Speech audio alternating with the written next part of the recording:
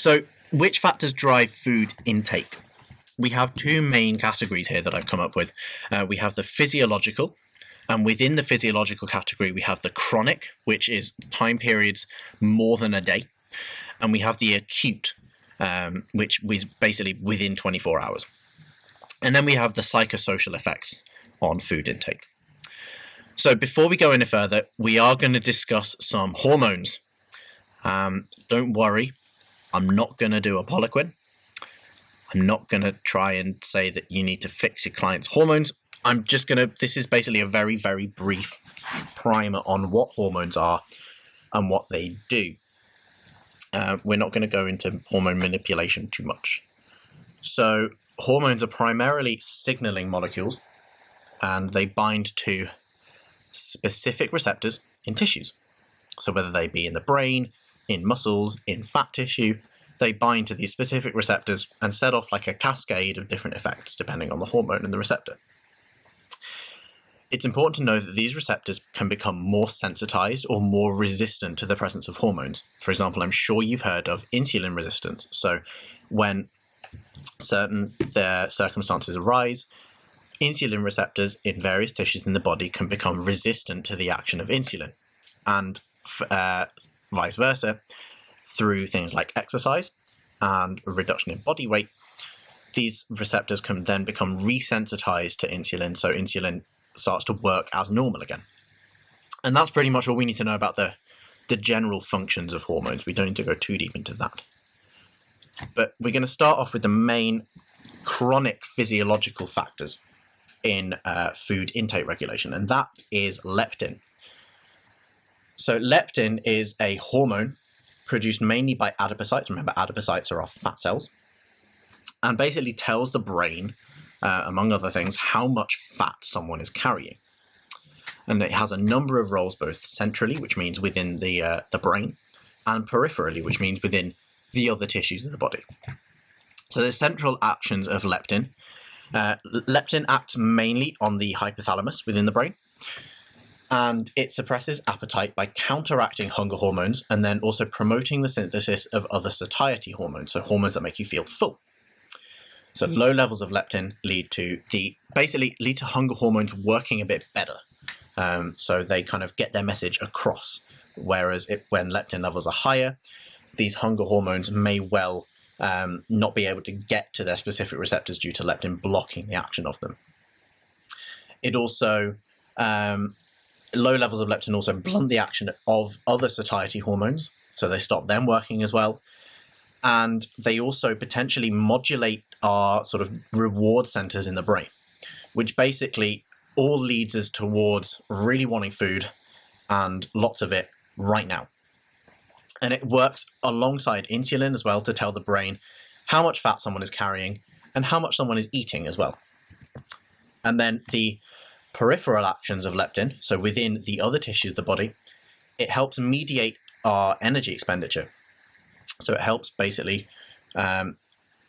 us expend more or less energy depending on how much fat we're carrying. So fatter people can afford to expend more energy because they've got more energy reserves, whereas leaner people, maybe their energy expenditure is blunted slightly because they have less fat to burn through. It's also a permissive factor for puberty in sort of childhood development, and it's involved in fertility because both of these functions are incredibly energy intensive. And simply put, if someone's not got the energy reserves to go through these processes, to grow as much as people do during puberty, to develop breast tissue, to start the menstrual cycle in females, to grow a baby in fertility, your body simply won't allow you to do so. So that's one reason why girls lose their periods when they get the diet down for a bikini show, or when people have anorexia, they may lose their period. Simply, the body won't allow you to get pregnant at that point because you don't have enough stored energy to do so. But the overall point I want to make here is that hormones and endocrinology in general is really complicated. And anyone who claims that endocrinology is simple and something like body fat reduction is as simple as, just reduce your insulin levels by reducing carbohydrate intake, is wrong. Endocrinology is really complicated, and you need a lot of education and a lot of experience before you are able to really manipulate someone's hormones to the point where you can do good things. And generally that involves also being a doctor. So we're not going to go too much, like I said, into hormone manipulation. We're just going to describe what happens. So, as I've said, factors affecting leptin levels are largely the amount of body fat and the amount you're eating, also calorie intake, and then exercise as well. And we're going to cover how all of these things, we're going to sort of try and quantify that a little bit. The amount of body fat, we can see this graph. Basically, this was taken in a whole bunch of people, as you can see from all the different data points, and basically plotted serum leptin against body fat percentage. And as you can see, serum leptin goes up exponentially with body fat. I've put those blue lines in there myself just to demonstrate what happens with leptin. And the little graph in the middle, they've done something called a logarithmic transformation to that graph, basically to get all the points in a straight line.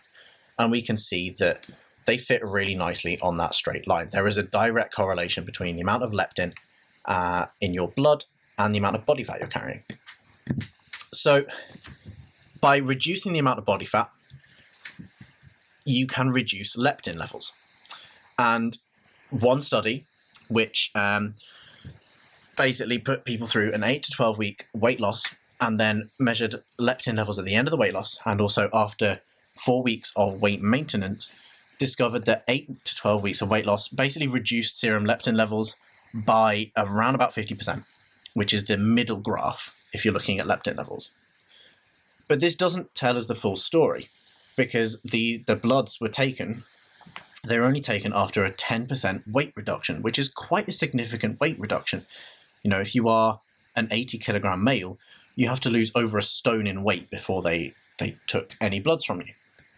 Whereas if you look at studies involving measuring leptin on a much smaller timescale, we can see that there is a roughly 20% decrease in leptin levels over 3 days in response to a 30% calorie deficit. Leptin drops off really, really quickly. And it was only restored to normal levels after 3 days of overfeeding after being underfed. So it's still low up until around about the 3-day mark of refeeding. So we can see that refeeds for less than a day probably don't do much in the whole sphere of restoring leptin levels. We need people to be refed for a much longer period of time in order to see anything remotely significant with regards to leptin restoration. And there were no significant increases in leptin if people were overfed without being underfed first. That's another important point to note.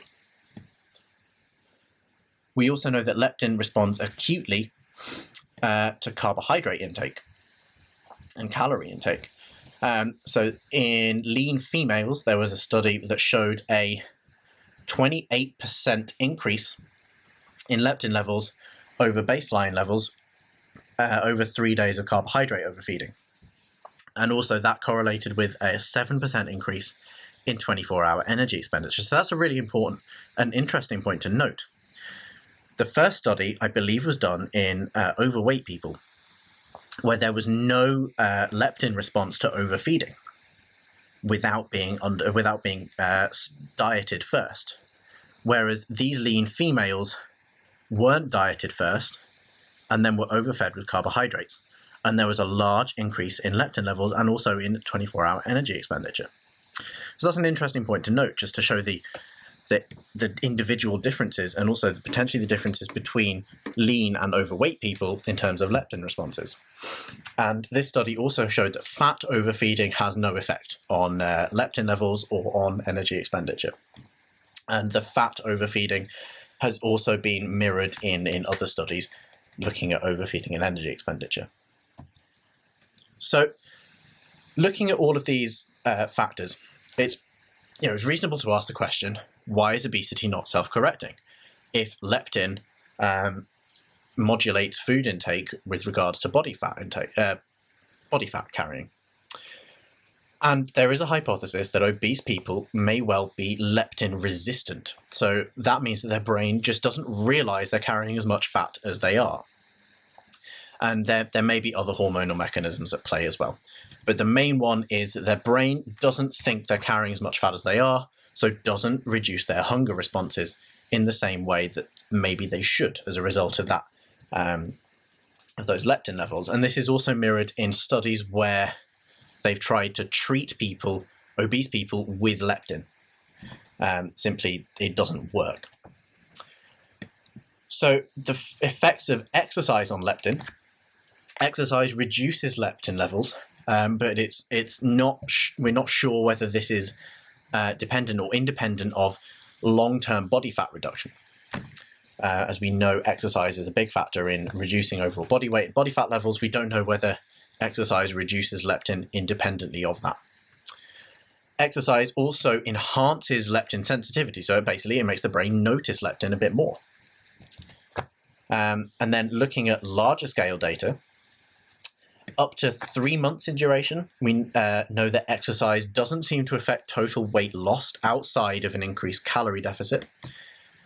We know that aerobic training doesn't seem to affect fat loss when compared to diet alone in obese individuals. So there seems to be no extra benefit from any sort of leptin sensitizing effects of aerobic training in obese individuals. We know that resistance training only preserves more fat-free mass than aerobic training only in dieting individuals.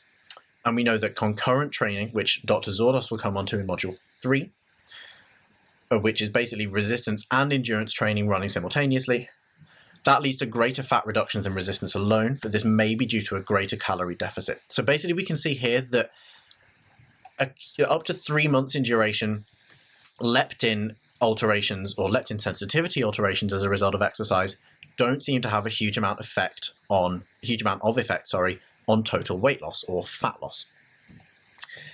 However, looking at longer than 3 months, we know that exercise in addition to diet leads to greater weight loss than diet alone in trials lasting longer than 3 months. And exercise also helps to prevent that weight regain that's so common in dieters. So that all goes to show that the leptin sensitizing effects of activity only seem to come into play over longer durations, over longer periods of dieting, lasting sort of more than 3 months. So in summary of the chronic physiological effects, we know that our body tends to maintain body fat levels above a certain level, and this is called the set point theory. And this is completely individually dependent. And as a result of this, your body defends against weight loss far better than against weight gain. Weight gain, to an extent, isn't detrimental to our survival as humans. Certainly not within the space of a year. The more body fat someone carries, the more likely they are to survive a harsh winter, if we're looking at an evolutionary perspective. Leptin tells your brain how much fat you have and how much you're eating, and a drop in leptin levels whilst dieting plays a major role in negative adaptations to diet. So stuff like increased hunger levels, decreased energy expenditure levels, generally feeling a bit crap. So that's the summary of the the overarching summary. Then if we look at some more kind of practical things, leptin levels drop very quickly whilst dieting. Remember, that 30% calorie deficit led to a 20% drop in leptin levels within 3 days. Carbohydrate refeeds of up to sort of 3 days appear to restore or boost leptin levels in leaner individuals.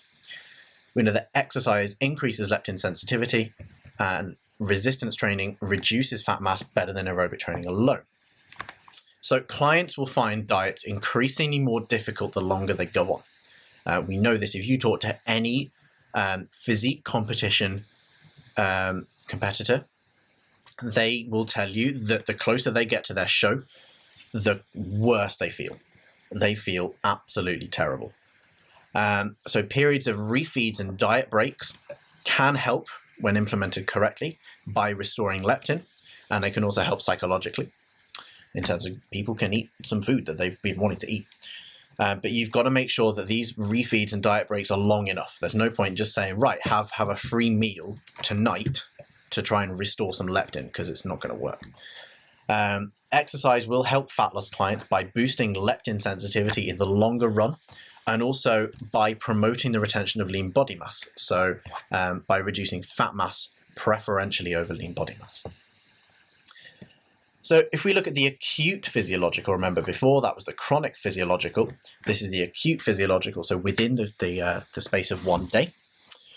This is the main factor in acute physiological food intake, and that's the satiety cascade. So satiety is basically how full or how satisfied we feel at any one time. And this diagram was put together by one of our clients called Keshav, who is one of our VIP students on the Academy. So shout out to Keshav for making this. And this basically summarizes all of the different factors involved in satiety. So we have some psychosocial stuff with regards to consumer appeal, so how much someone will want something, then flavors, textures, and something to do with nutrient composition. And then also stuff like, our gut health and our various sort of gut bacteria can influence satiety to an extent in the post-absorptive state. And then we have stuff to do with meal quantity. So that's stuff like oral metering. So how much food we are physically putting into our mouths, gastric stretching and gastric emptying. So how much our stomach is stretching and how quickly our stomach is emptying. So this is the satiety cascade. So looking practically, that's a lot of information to take in. And we can't directly influence all of that. Certainly not within our scope of practice. So practically, we can influence stuff like meal composition, meal frequency and size, and also food variety, which can indirectly affect someone's gut microbiota. A lot of the research on gut bacteria shows that a wider variety of food intake can lead to positive changes in our gut microbiome. Obviously, that's very individual dependent, and that's a hugely generalized summary of the gut bacteria research. But if you're more interested in that, go check it out for yourself. It's a really interesting read. So within the course of a day, looking on a mechanistic level, we know that the following things can impact on satiety. And those are hormones such as CCK, which is cholecystokinin, ghrelin, and something called peptide YY. There are a few more things, but these tend to be as a result of these three hormones being released or inhibited in some way. So if we're looking at CCK, which is cholecystokinin, that's released acutely from the intestines, largely in response to protein, fat, and fiber ingestion. It acts on the brain to increase satiety and may help improve adherence to low-carb diets. It's one of the factors that may improve somebody sticking to a low-carb diet purely because they feel fuller because of the protein, the fat, and the fiber ingestion. Those three things all go up generally when someone cuts carbs. Then we move on to ghrelin, which is the hunger hormone. It's the main hunger hormone, which is released from the stomach. It goes up. Levels of ghrelin rise in response to dieting. And its release, sort of its peaks, its spikes, are also linked to circadian rhythm and our normal feeding time. So if our body is used to eating at a certain time, it will release ghrelin to make you hungry at that certain time. And its release is attenuated by adequate carbohydrate intake, adequate sodium intake, and also adequate fiber intake. And then we have peptide YY, which is released from the small intestine to blunt hunger. And this is increased, the levels of peptide YY increase proportionally to fat, protein, fiber, and meal size. And overweight individuals, research shows that they have an attenuated peptide YY response to feeding. So not only do overweight individuals have potentially leptin resistance, so their hunger signals aren't attenuated in any way. They also have an attenuated satiety response in response to feeding due to reduced peptide YY release. So they kind of have a double whammy of awful generally. So from this, we can see that the most acutely satiating way of eating is within your regular meal frequency, or slightly higher than that. If you eat more meals than normal, then you don't have to deal with the issues of ghrelin being released around your normal meal times and then having to ignore it. We then want mixed meals, so protein, fat, carbs, and fiber. And we need a sufficient meal size, which is going to be dependent upon the individual, obviously. But if we have a female who wants to lose weight and is on sort of 1,400 calories, maybe she's a really small female, we're not going to split that across 6 meals because that's eating like a sparrow. She's going to need a certain meal frequency in order to feel satiated at each meal. And that's something that's very individual dependent. So if we dig a little deeper into satiety, there was a scale developed called the Satiety Index, which was developed by a group of researchers in Australia, led by Susanna Holt.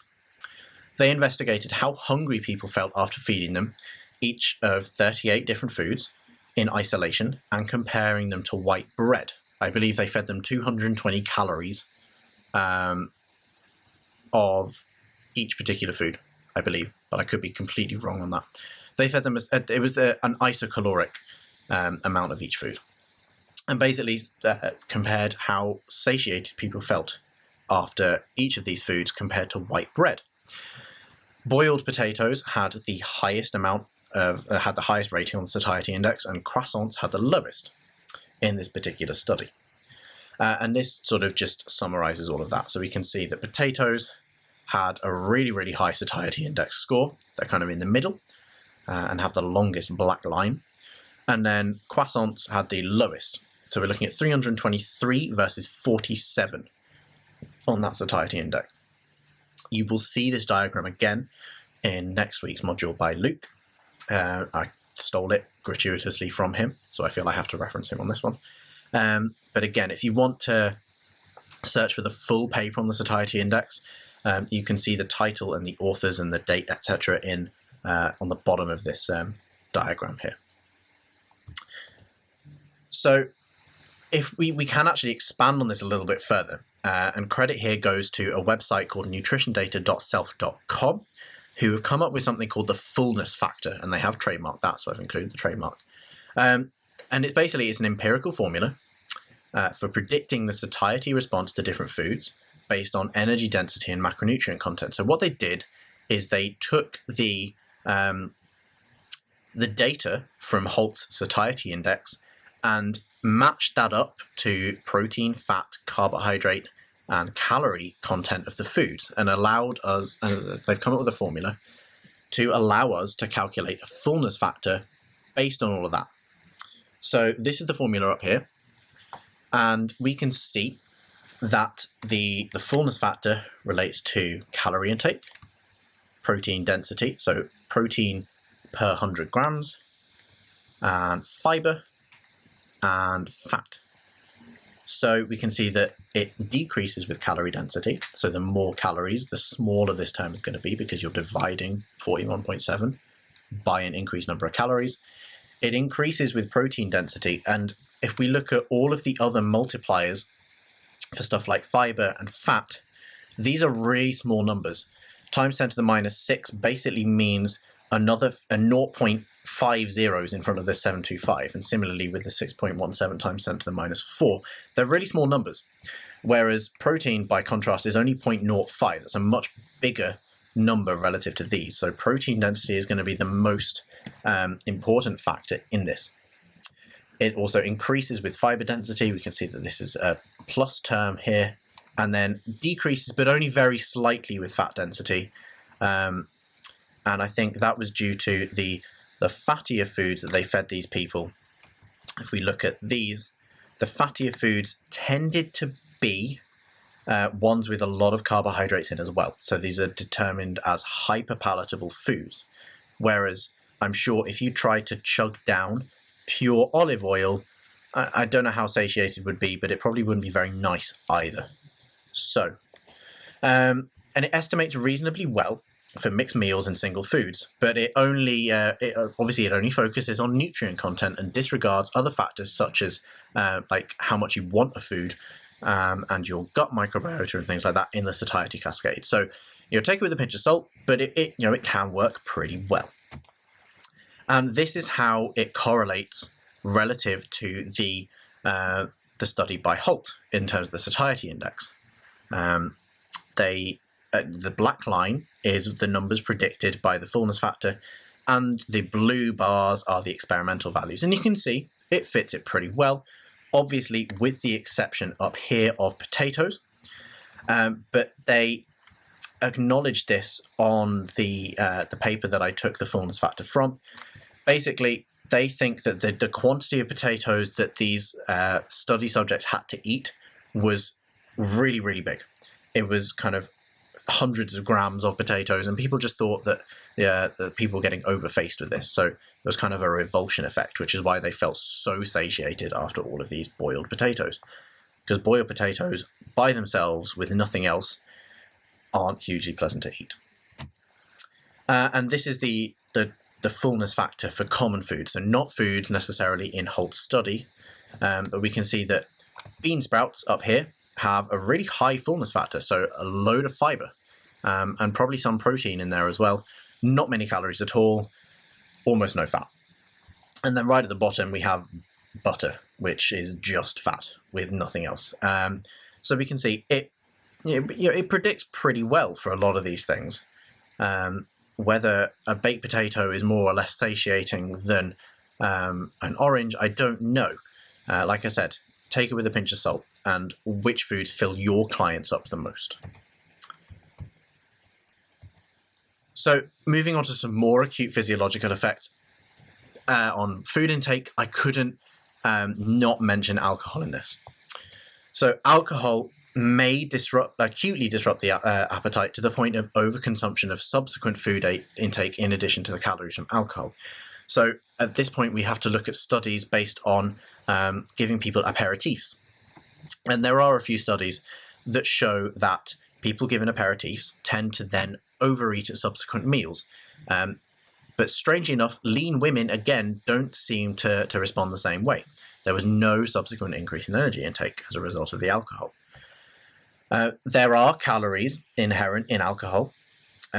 Alcohol is metabolized to acetyl coenzyme A. If we remember back in part 1, that directly feeds into the Krebs cycle, so the citric acid cycle, to produce ATP. So we can give it a net caloric value of roughly 7 calories per gram. It also disrupts fat metabolism, as the body will seek to immediately detoxify from the various toxic metabolites, such as acetaldehyde, which is one of the main causes of things like liver cirrhosis as a result of huge amounts of alcohol consumption. The theory goes that the body literally has nowhere to store alcohol, so as soon as you start ingesting it, it starts to get rid of it because it has nowhere to store it. And the alcohol metabolites compete with fat for NAD use. Remember that hugely convoluted nicotinamide adenine dinucleotide. It competes with that with fat for use of NAD in the liver, which basically leads to fat accumulating in the liver because the fat can't be metabolized. So that leads to something called non-alcoholic fatty liver disease. And then it also causes an acute increase in energy expenditure, presumably due to the fact that alcohol cannot be stored. So your body's kind of working overtime to get rid of it. So if we look at the acute physiological effects of exercise on food intake, studies show that acute bouts of exercise appear to have no significant effect on increasing subsequent energy intake. I'm sure you're aware, if you completed a really intense training session, you may not necessarily want to eat afterwards. And according to a 2014 meta-analysis, exercise may be acutely satiating due to decreases in ghrelin, increases in PYY and other satiety hormones. So acutely, exercise may be a way of controlling appetite. So again, the practical take-home points. We can see that satiety is influenced by a large number of things, which will likely be different between individuals. So take each individual client as they come with regards to what makes them feel full and for how long. Most individuals will likely be maximally satiated by eating 3 to 6 mixed meals per day, containing adequate amounts of protein, carbohydrates, fats, and fiber. And overly refined or hyperpalatable foods are not only incredibly calorie dense, but also they're hardly satiating at all. So recommend them with caution, depending on the individual and their goals. Obviously, if someone is looking to gain weight, to bulk up, and is really struggling with their calorie intake, then recommending some hyperpalatable foods may well help them as a result of just getting some more calories in whilst not feeling stuffed. And finally, alcohol intake may lead to binging, but this effect varies between people. You need to find out whether your client, if they go out, have 10 pints, are they going to raid the kebab shop on the way home? If so, maybe look to cut down on that.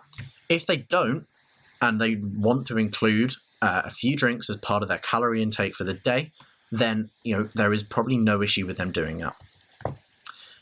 Looking at the psychosocial effects on food intake, we start with stress.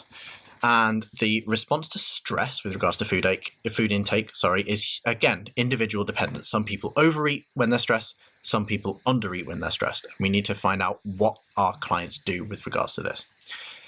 Stress, especially chronic stress, tends to lead to a more kind of snacking or grazing meal patterning, as opposed to sitting down and having proper meals when you're stressed. And kind of as a side point to this, people when they're stressed tend to rely more on convenience food because they're stressed. They don't have time to sit down and cook. So again, we get this convenience food / snacking, grazing, meal patterning going on. It's not great for us controlling our own calorie intake without tracking it necessarily. We're notoriously bad at estimating how many calories we've eaten anyway. And by snacking and relying on potentially hugely calorie dense convenience food, we kind of throw that out of whack even more. So stress is a big, big factor. Self-esteem is another factor. And the full exploration of self-esteem is it's not something I'm comfortable exploring because I don't know enough about it. It's far beyond the scope of practice on this course. I'm not a psychologist. I'm not a psychiatrist. Self-esteem is a massively complicated topic. However, increased self-esteem or self-worth may well lead to kind of improved self-care behaviors, such as appropriate eating habits and exercise habits. The better someone feels about themselves and within themselves, and back to the individualism point as well, the more likely they are to want to take care of themselves to an extent. But again, that's very, very individual dependent, but it may be worth exploring with some of your clients. And then the other psychosocial factors involve distraction and social situations. So things like eating in front of the TV. People get incredibly distracted and tend to eat more calories without noticing. And then the presence of other familiar people. So social situations, people tend to eat more as a result of that. And there are a couple of really interesting studies in the notes with regards to that. So again, I highly recommend checking them out. They're fascinating. And then we have food abundance, aka the buffet effect. I'm sure if you've been to a buffet before, you know how hard it is to stop eating. I know I certainly do. I love food. And if there's a buffet, I will make sure that I have some of everything and probably too much of certain things. This generally just leads to more food being eaten in one sitting. And again, because it's a buffet style thing, because we're taking lots of different plates of food, we're less likely to account for it all in terms of our internal kind of calorie estimation. So managing our food intake with regards to our psychosocial factors revolves largely around stress management. So again, if we're looking at stress management, we can counsel our clients to maybe exercise more and reduce their levels of stress as a result of that.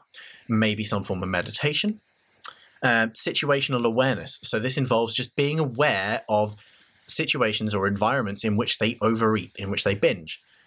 Simple solutions like don't buy biscuits. I don't buy biscuits because I know if I start eating biscuits, I will plow through the whole pack. I know that if I have a pizza, I will eat the whole thing. Similarly, I know if I buy a tub of Ben & Jerry's, I will eat the whole thing. So it's a case of, yes, there are situations in which I do all of those things. However, for the vast majority of the time, I'm aware that those are situations in which I'm very, very likely to overeat. So I change my environment to avoid those.